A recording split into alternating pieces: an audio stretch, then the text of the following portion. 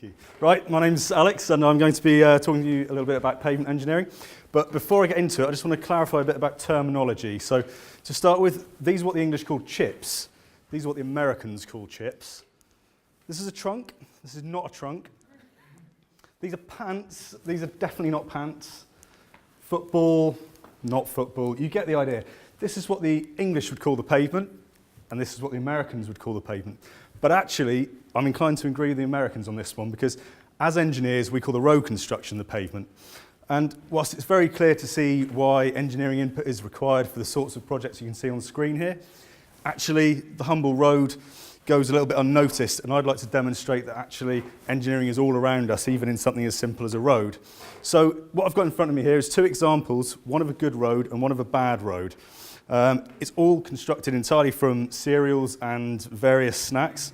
So what we've got is at the foundation, it's very important, as we heard earlier, to have a good foundation. So if you've got a clay subgrade, for example, it's very much like a cornflake particle. So whilst they are very small, they're plate shaped, so they're very large, and they've also got an imbalanced electrical charge, which means they hold water. So as we heard earlier, that consolidates over time and under traffic loading, resulting in the pavement above collapsing. So what we want is something much more like the grape nut, which is a more graded structure with different particle sizes, and it's free draining. If we've got a poor ground condition, then what we'll tend to do is improve it with a capping layer. And that needs to be a very densely compacted layer with, again, a range of particle sizes. So something more like your granola rather than your cocoa rocks on the left there. And then the next layer would be a subbase typically. And so what we're looking for in a subbase is angular interlocking particles to ensure that it doesn't slip under traffic loading as a cocoa pop would. So we're looking for something more like the flapjack, where we've got a range of particle sizes again, all graded and bound together with a cement. And finally, we've got the top layers are called the bituminous construction. They're typically laid in 3 layers and have, again, a suitable range of particle sizes, of aggregate sizes, all bound together with a thick black material called bitumen. So, as well as the importance of the stone grading, it's very important that the bitumen is of a suitable stiffness and laid at the correct temperature. If it's too cold and too stiff when it's laid, you end up with something like the Cocoa Pop cakes on the left-hand side. So what you're looking at something is like the rocky road, so a much denser, stiffer layer. And hopefully now, to demonstrate that, using my Department for Transport issued testing device,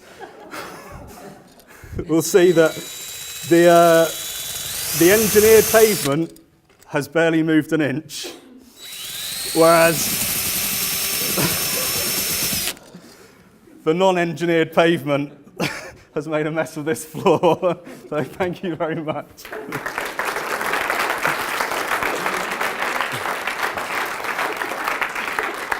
I should have forewarned you I need a brush.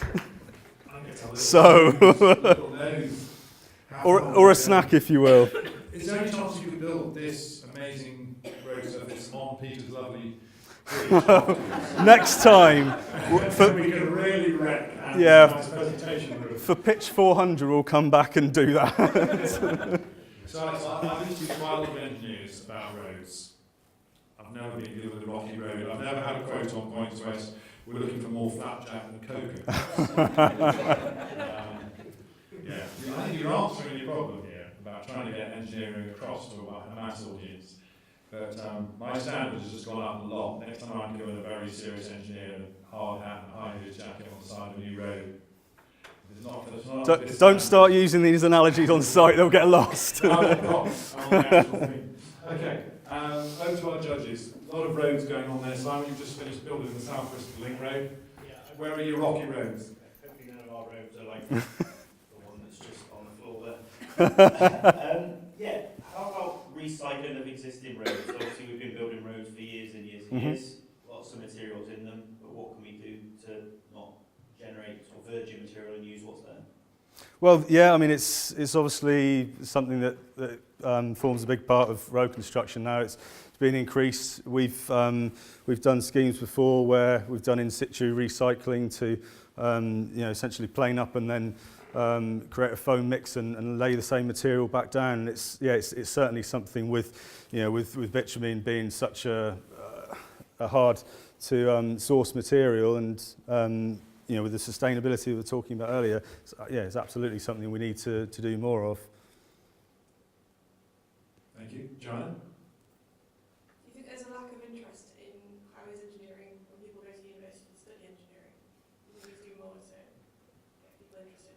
Yeah, absolutely. I think, you know, I've tried to make this interesting today, but pavement engineering on itself might not be the most broad topic, but what actually you'd get involved in as a highway engineer is not just one thing. So a lot of disciplines are quite narrow in their focus, whereas with highway engineering you get to get involved in the pavement engineering, the drainage, the geotechnical aspects. There's so many other elements that you have to consider to make sure the road works, not just in isolation.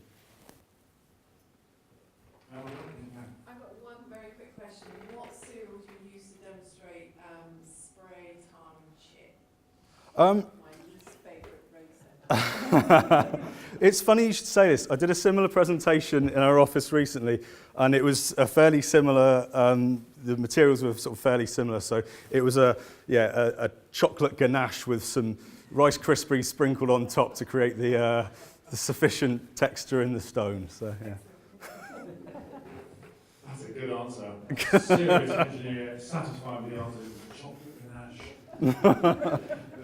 Ladies and gentlemen, Alex Russell. Thank you.